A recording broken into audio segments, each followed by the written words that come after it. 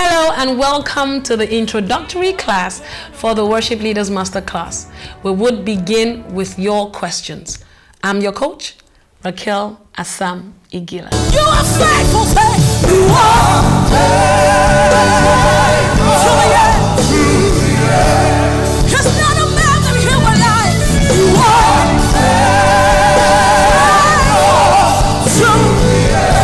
Lift your voice, say Yahweh.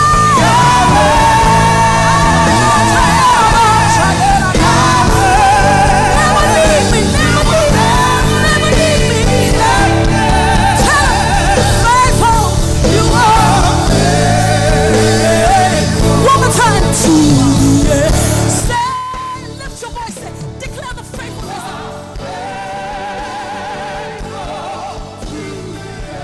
That's the God that I serve. For me, a strong backup eventually becomes a fantastic lead because your ears would have been trained over time. Truthfully, it's not everyone that leads that is a fantastic backup, but everyone that backs up eventually becomes a phenomenal lead. There are certain experiences you may never have unless you know how to back up, follow a lead. I've had situations where my backup singers were leads, and this was difficult because they would normally ad-lib from behind, and that would throw everyone off balance because they didn't learn the ropes. There are major dynamics you will learn as a lead that you could have only gotten in the place of backing up. Join the Worship Leaders Masterclass and learn the ropes. Lift your voice, say, declare the faithfulness.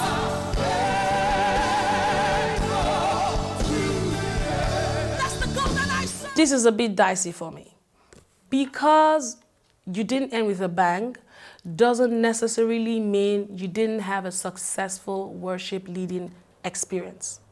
Your song selection has to be such that resonates with the crowd or the audience you're ministering to. For instance, you won't do a Swahili song in front of a Yoruba-dominated crowd. But there are exceptions to the rule, especially if the songs are popular. But even at that, you can't do it for a long stretch. Transitions have to be planned as much as possible, and then it begins to flow naturally.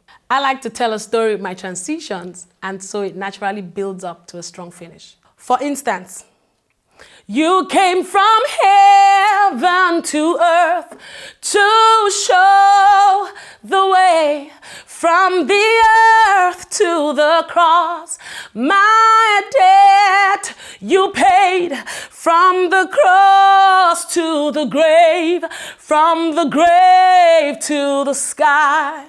Lord, I lift your name on high.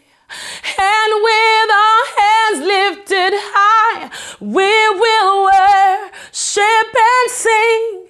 That's what I'm talking about. Lift your voice, say, declare the faithfulness.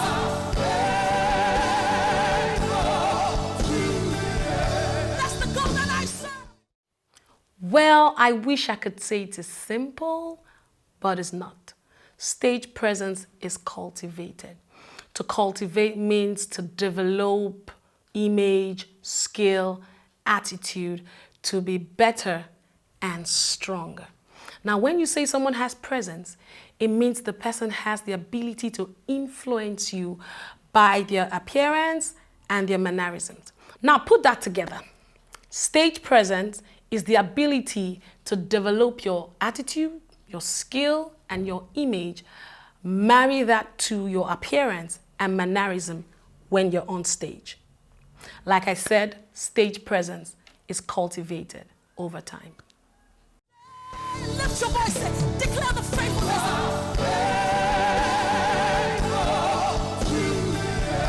That's the God that I serve. What is a riff? A riff is actually a short repeated tune you make while singing. So when you run riffs, you run scales, you ad-libs, they're all embellishments that beautify your music. So I know you're asking this question as a worship leader, so I would recommend a moderate use of this skill because it tends to distract when overly used. So with the Worship Leaders Masterclass, you'll be able to know when to apply these skills. For instance, we've come to draw from you again. Oh, I think that was a bit too much because you will tend to distract the audience other than minister to the audience. Lift your voice and declare the faithfulness.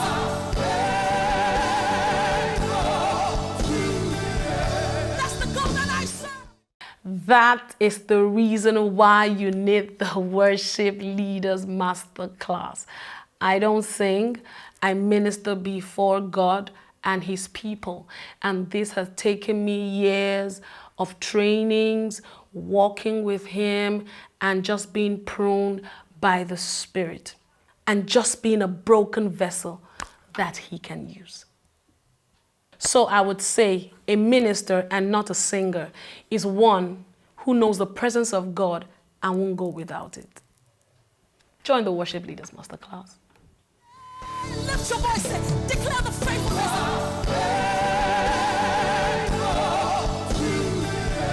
That's the God that I serve. This is a very interesting question. For God is spirit, and they that must worship Him in spirit and in truth. The spirit is not some euphoria you create around a particular song. You must first understand the God Almighty that you worship, and this will inform your depth. You can't worship Him from a shallow place, for God is not a man that cannot see beyond your face value. And so you must worship Him truthfully, sincerely, hence in spirit and in truth. I recommend a level of intense relationship with the Father.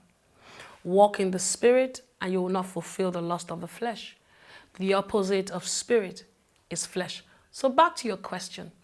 The more you walk in the Spirit, the less you walk in the flesh.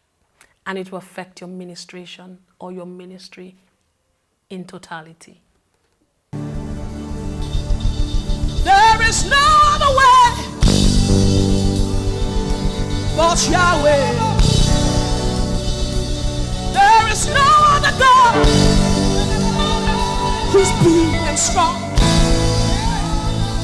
It's you who can do the impossible and still dependable. Anybody turns higher.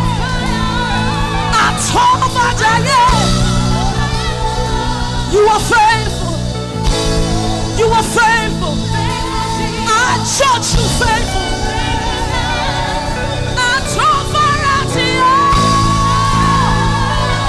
You are faithful. I hope this has been valuable to you. If so, I'd love to invite you to upgrade and join our full training in the Worship Leaders Masterclass. Follow links showing on your screen right now for full details. Bye.